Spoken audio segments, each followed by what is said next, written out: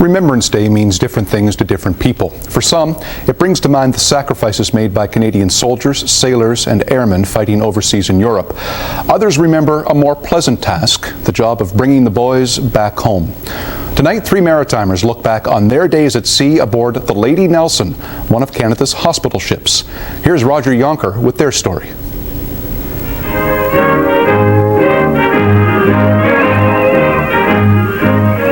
World War II was, to a dominant degree, a war of supply. For the Allies, a war of supply by sea.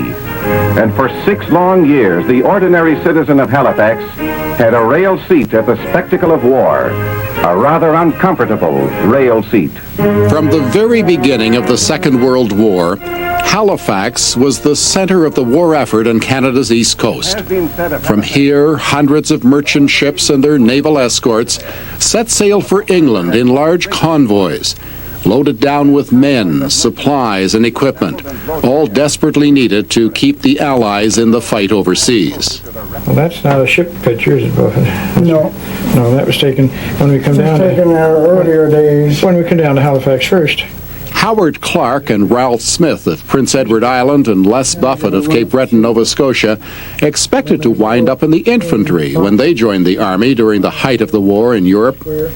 Instead, they found themselves in the Army's Medical Corps, at sea, on board a ship that would take them right through the middle of the Battle of the Atlantic.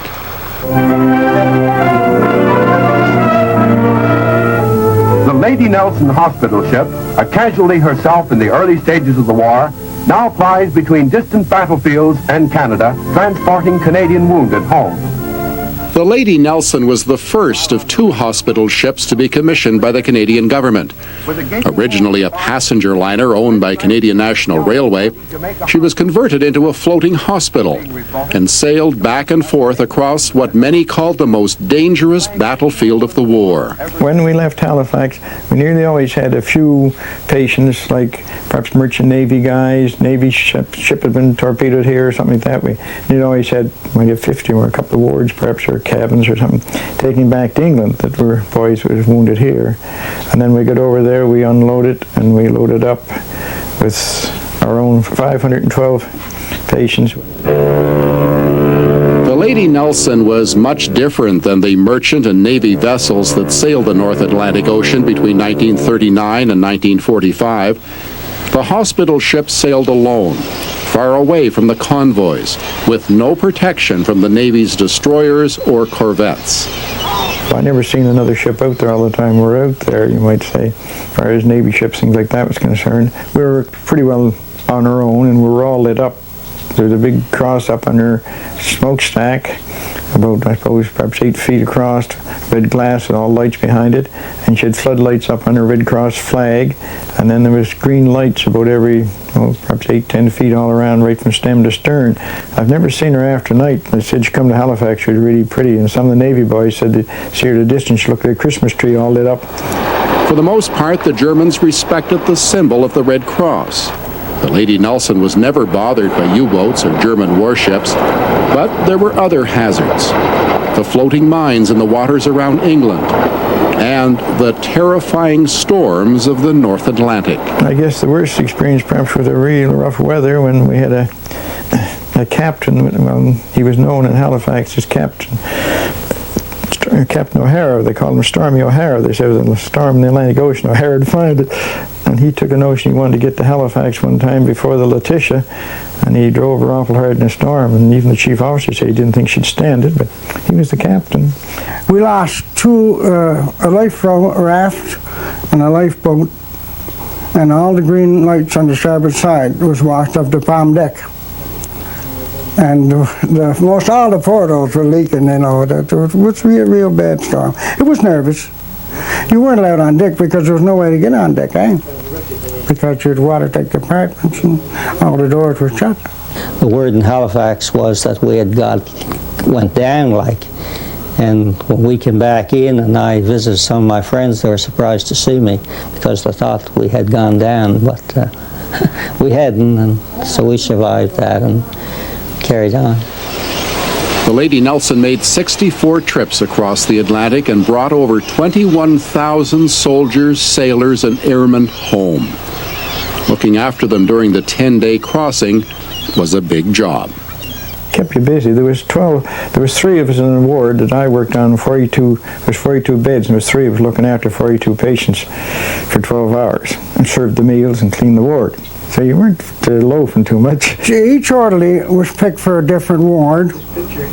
Like, for instance, there was Ward 12 with 112 beds in Ward 12. So there was 2 orderlies down there because that would be pretty well all walking patients and a charge nurse.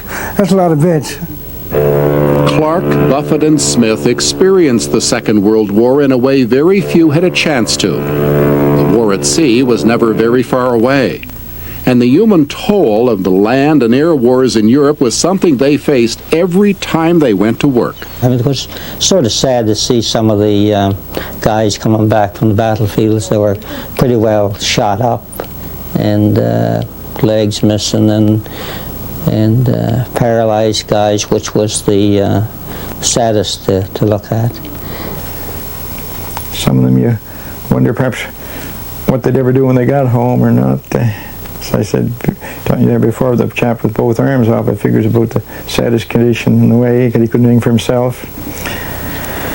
And to make it worse with him, he was a very quiet chap. I never got to know him in 8-10 days or more. We had a lot of bad patients, bad shape fellows, there's no doubt, fellows with no eyes and no arms, no legs and stuff like this. That was very common to see each trip.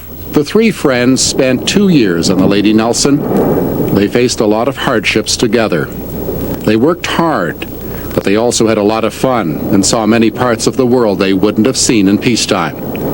They forged a bond that's lasted for over half a century.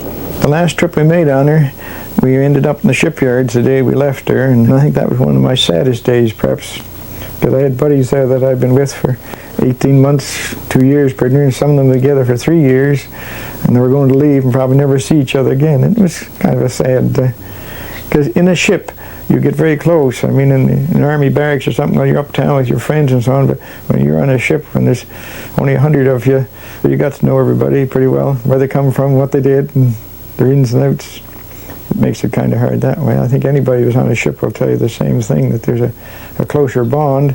And they remember that sturdy little ship that brought them and so many other Canadians safely home from the war. I believe anybody that ever came back on her, they have fond memories, because I think they were treated, they were treated pretty good, and it wasn't a type of treatment they were used to, so I think anybody ever came back on the Lady Nelson, they will never forget it.